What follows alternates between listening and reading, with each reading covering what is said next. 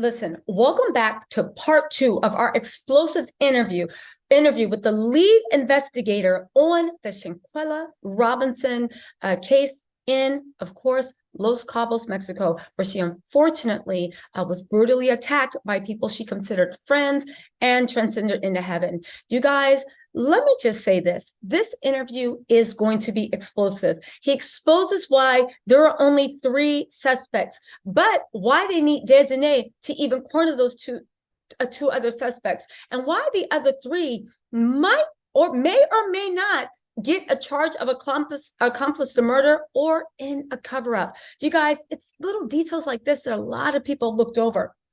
We also talk about why the police statements, why they were allowed to leave, how the Cabo 6 got over on it, why they're covering up, and also the specific procedures that Mexico follows or followed when this happened, as opposed to how everybody's trying to project what happens in America. A lot of questions. Why were they allowed to leave? What did the statement say?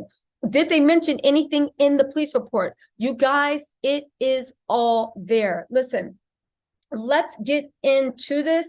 I do want to say a couple things before I start. You guys, there is something that is lost in translation, right? When people say arrested, I believe they mean apprehended. We did another interview on Interpol, red card, red file. When people say they were arrested by Interpol, we know Interpol can't make arrests, but they coordinate with local law enforcement to make sure that arrest happens. But Interpol doesn't make arrests, just like Interpol doesn't do investigations, but they coordinate. They are a database and they also oversee.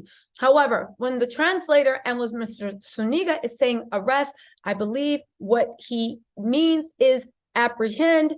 That is something that is lost in translation. Lastly, I just want to say a special thank you to my translator later that came last minute and really did an amazing job. And also, there's an issue where people are saying that Mr.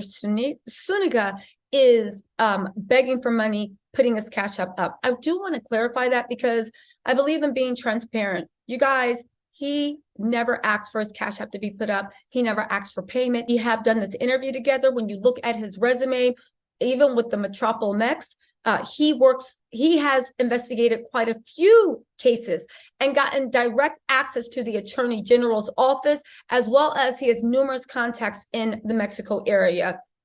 Please, again, no one is above reproach.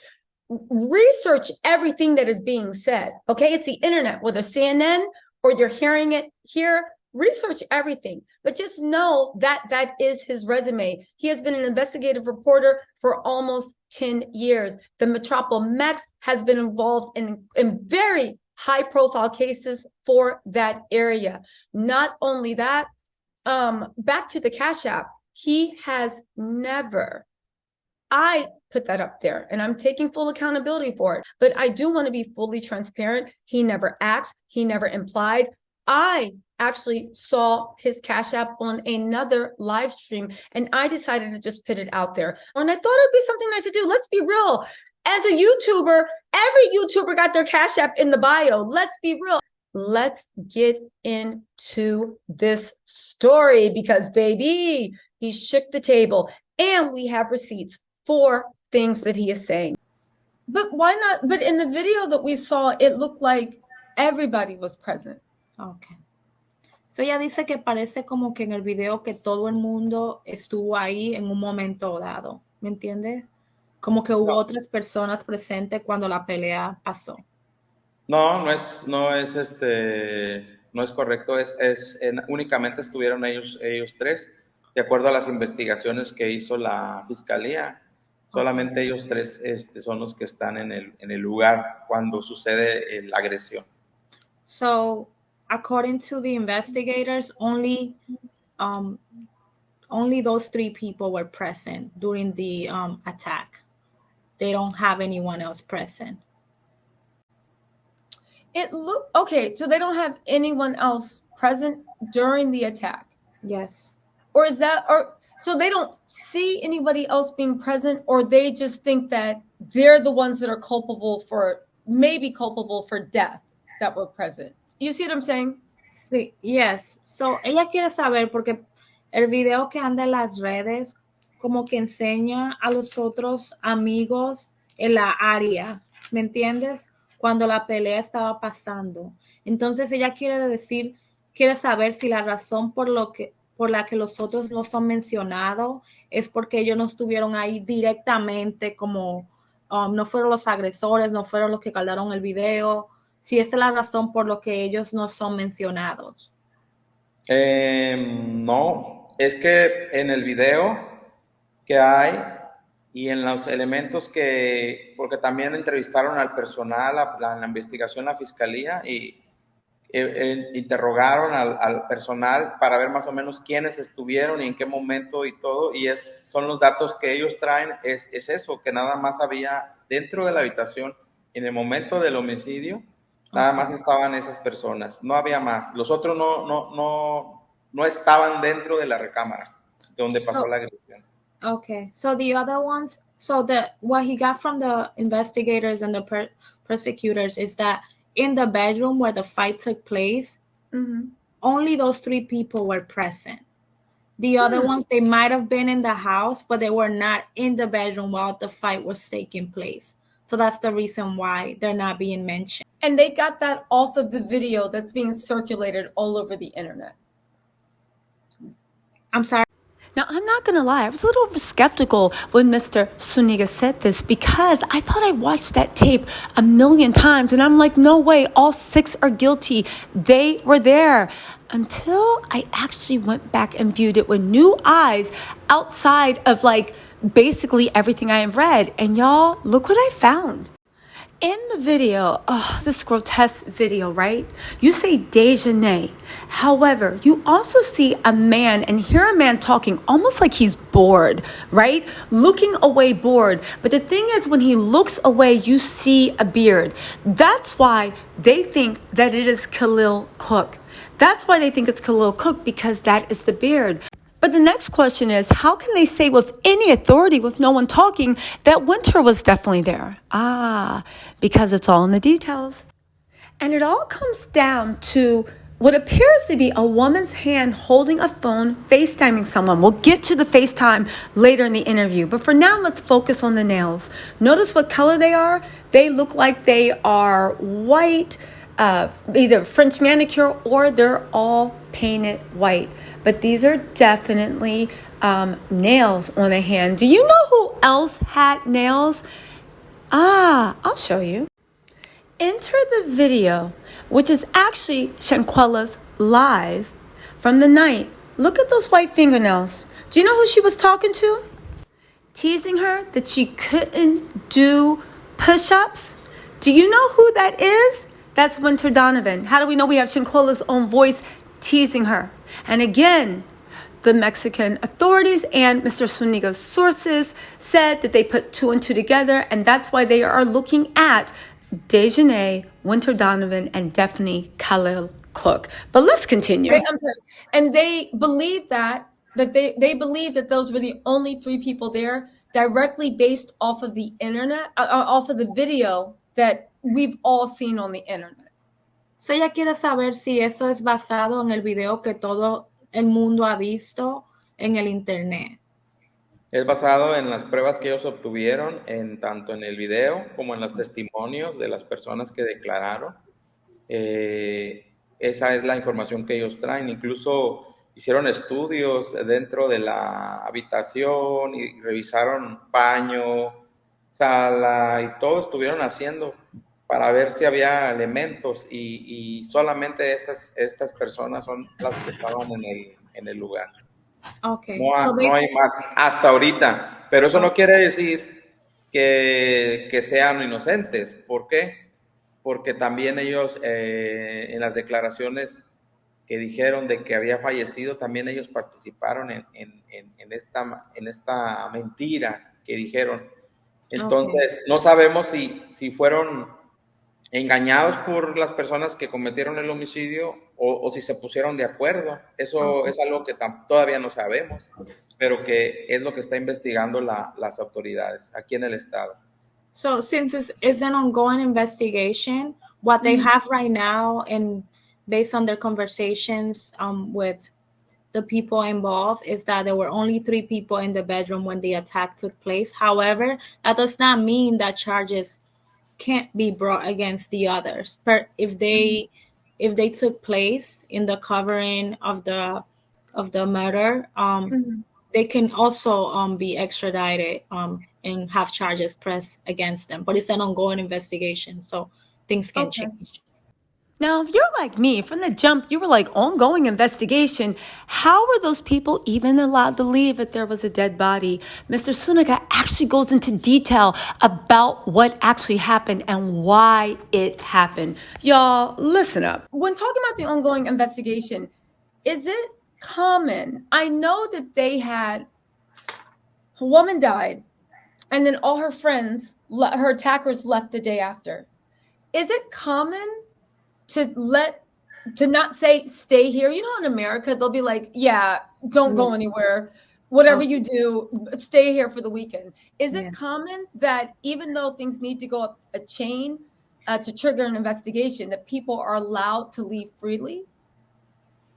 Ella quiere saber si es común de que después que haga una muerte o algo sospechoso, que por qué les permitieron, porque usualmente en los Estados Unidos, cuando algo así pasa, las personas que estuvieron presentes no se les permite que se vayan del estado o del país, que por qué permitieron eso, si es algo común en México, dejar que se vayan del país en caso de ellos por ser turistas. No, no es común cuando ha habido homicidios donde están relacionados extranjeros. Si son detenidos en el momento, los detienen. Okay. Pero en este caso, creo que por eso la fiscalía está investigando, porque hubo omisiones en el sentido de que se les permitió irse cuando no debió haber sido así. Pero tampoco los podían detener porque no había pruebas, no había elementos en ese momento y era mucha confusión entre lo que declararon la doctora, la policía, y sin tener un estudio todavía una necropsia del cadáver, era difícil saber qué era lo que había pasado. Por eso no los detuvieron, pero cuando lo que pasa es que ellos todavía tenían un día más para quedarse, sin embargo no lo hicieron. En cuanto la policía levantaron todo, ellos agarraron sus maletas y se fueron. O sea, prácticamente abandonaron el país para que no los interrogaran, no les preguntaran nada y poder evadir la acción de la justicia. So in this case, so typically in Mexico, if something like this takes place and they know that it's in fact a murder, a killing, they'll either put the witnesses, the people involved, they'll be interrogated, even they'll go to jail the same day. But in this case, there was so much information that was submitted by the doctors, by the witnesses, but by those involved, that they didn't have enough proof to think, or they didn't have any, like, no one claimed that it was a murder. So, and they also thought that they were staying there another day. They were in fact supposed to be there for another day, but they actually took off the next day. And that's the reason why there's an ongoing investigation, because of the lies that were told to the officials. That makes sense, because on the log to check in, their date to leave was actually on the 31st. So maybe they just assumed they would still be there. Yes. And again, I can kind of see if not officials, there are people that died, but I can see the people looking over the reports. You see a friend died of alcohol poisoning. You're staying there till Monday. I think they wouldn't think that they would just pack up and leave town. They would want to at least take the body back. So I guess there were a lot of assumptions made. Okay, there will be more about that and them fleeing later in the interview, but I did want to bring out that whole thing about when we saw what looked like a FaceTime happening during the fight. Are the investigators aware, and are they investigating it? It looked like that somebody in the video was FaceTiming. One of the people in the video if you take a screenshot, looks like they were FaceTiming something else. Has this been anything you heard about in the investigation? Ella quiere saber si usted sabe, parece que una de las personas que estaba grabando cuando la pelea estaba pasando, estaba como en FaceTime, estaba hablando con otra persona por videocámara. ¿Usted sabe si eso es verdad o si es algo que es mentira? Lo que hay en el video es, en ese video, cuando se graba ese video, hay 3 personas en la habitación. Okay. Una es Jackson, que es la agresora. Jackson. El otro es el amigo de Shanquella, Cali, el que graba el video. ¿Cómo se llama? Cali. Yeah, Khalil, Khalil, okay. Cook. Yeah, Khalil Cook. Y Okay. la otra persona que está a un lado de Cali es Warner Donovan. Yeah, Wow. Winter Donovan. Yeah. Winter, okay. Esos son las ¿Tú 3 sabes personas si ellos que hay en el estaban video. hablando por teléfono con alguien más? Creo que la que estaba hablando era Donovan, no era Cali, pero Okay. se escucha muy hacia el lado. De hecho, ella cuando en el último momento del video se ve un poco su brazo, donde ella está parada, como que quiere entrar, pero como que se regresa. No se mete no interviene, no para la agresión. Se queda ahí parada. Okay. So he says there were 3 people that were present. Jackson, the aggressor, Khalid, is that, I'm not sure. Khalil, yeah. Khalil. So and Daejhanae, Jackson, Khalil, and then who else? Winter. And Winter Donovan. So he says that it seems like she was FaceTiming, but she was not completely in the video. So it's hard to determine whether that's true. Okay, so we don't know. Okay, but the police are aware that happened. Okay, fine. The police are investigating this. But what about these rumors that there's 3 videos, 2 videos? What are his sources inside saying about that? But let's talk about the scene. There's been rumors that there's a second video. Is it a second video, or is it just the same video but a different part the public didn't see? So ella dice que ella quiere hablar un poquito de lo que pasó. Ella dice que hay rumores aquí en los Estados Unidos de que hay un segundo video. Ella quiere saber si en realidad hay un segundo video o si es el primer video, el único video, y que solamente es una diferente parte que el público no ha visto. Únicamente hay un video. La información de que existen 2 videos es falsa. No hay un segundo video. Es uno solo y es la versión que conocemos todos, que es viral. Hay otros 2 videos, pero no están relacionados con el homicidio. Uno es donde están ellos encerrados en una habitación, que llega Shanquella grabándolos, y otra donde un amigo de Shanquella va y la graba arriba de una hamaca, pero esos videos no tienen nada que ver con la agresión. So, of the actual fight and altercation, there's only one video. It's the video that has gone viral. There isn't a second video. She said there are 2 other videos, but they're not related to the fight. There's one of Shanquella's friends just recording her casually, and then there's one of her laying on a hammock. But there's only one video of the fight. Okay, so there's only one video of the fight, and it was actually uploaded onto Facebook, and that's the video that the parents shared. All right, and the second and third video that everybody's talking about is the casual video. But let's get back into, even if they were allowed to leave, did they even make statements to the emergency first responders that were on the scene? Let's get back to the Cabo 6. Did they even make statements? Did the police write anything down? Okay, would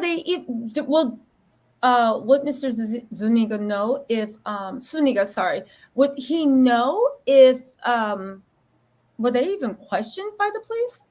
Because I keep hearing there was a narrative. I know the doctor put out, according to his reporting, a doctor said that it was alcohol poisoning. She said the friends told her. Did the police ever talk directly to the friends to get their statements about what happened to her?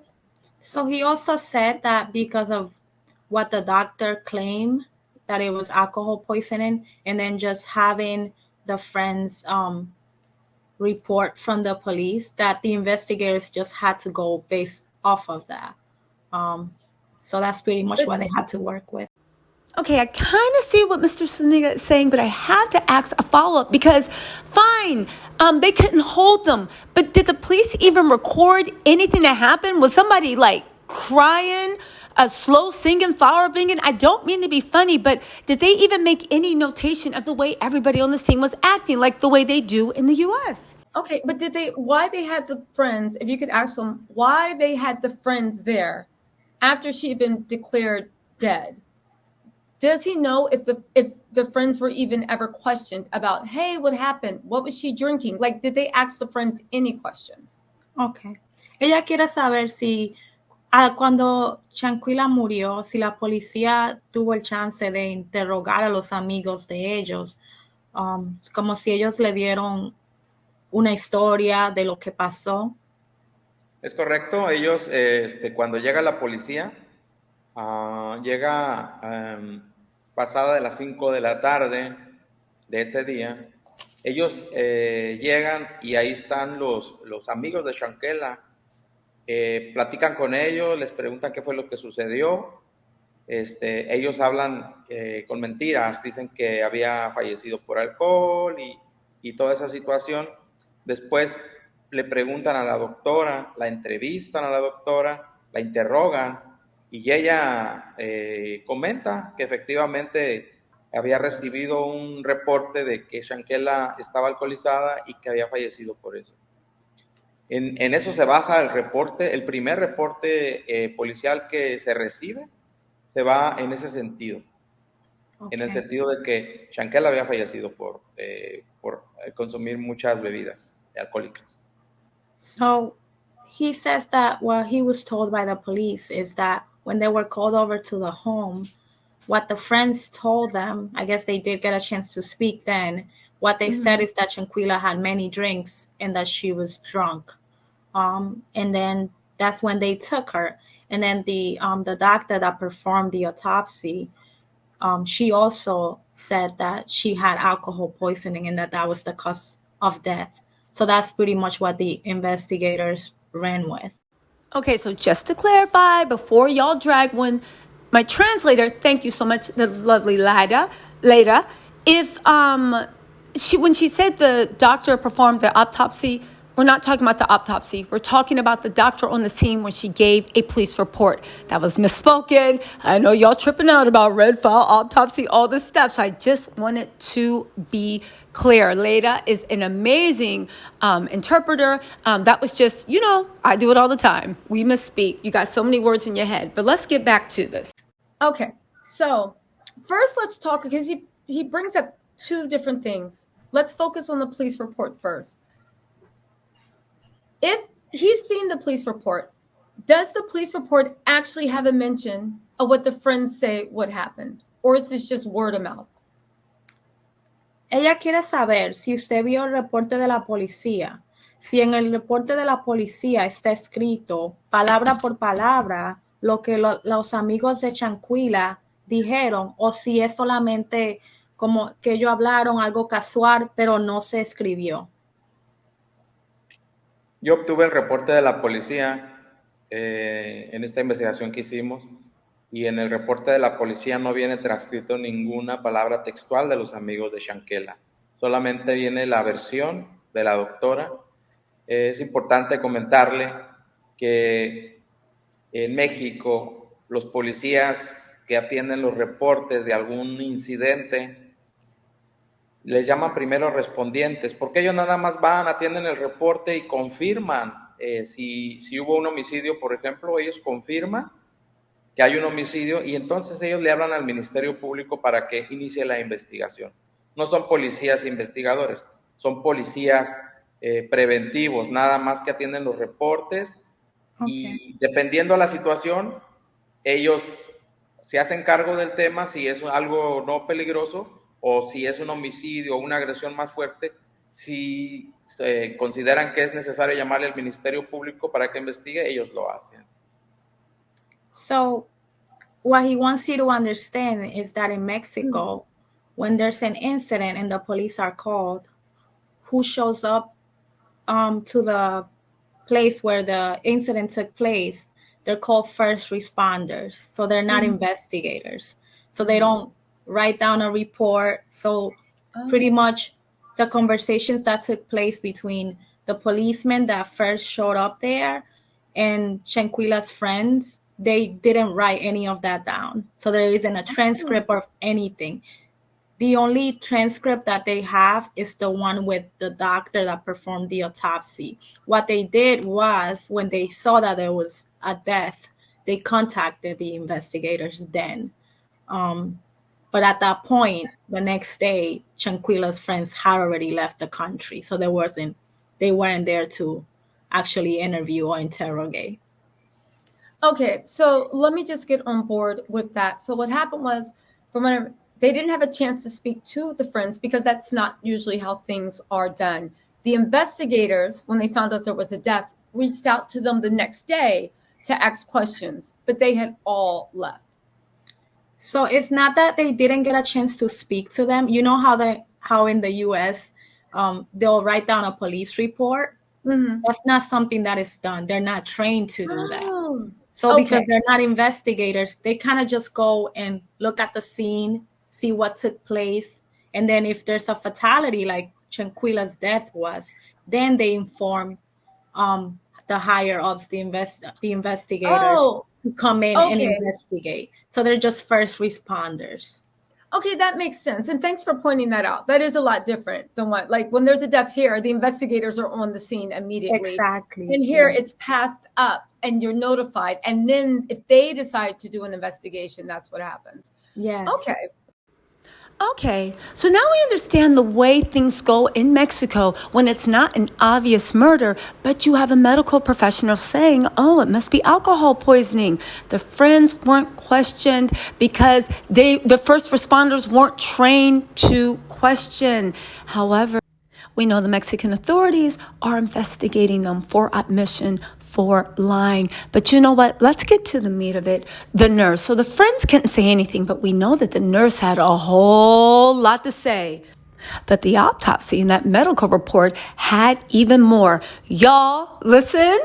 We're going to have to do this on a part 3. I know, but I'm trying to edit this so it's easy to understand because I realize, I don't know, I think it just makes it better and I think it does justice to the story and also helps fill in pieces. Because what he reveals about the autopsy and what he reveals on what his people inside had to say that the doctor did and said that let out all the red flags, baby, it's a lot. Plus, guess what? He's giving us a breakdown of the prison, the people he knows inside, and how Daejhanae ain't ready for none of it because it's nothing nice. Anyway, you guys, part 3, I swear I will drop tomorrow.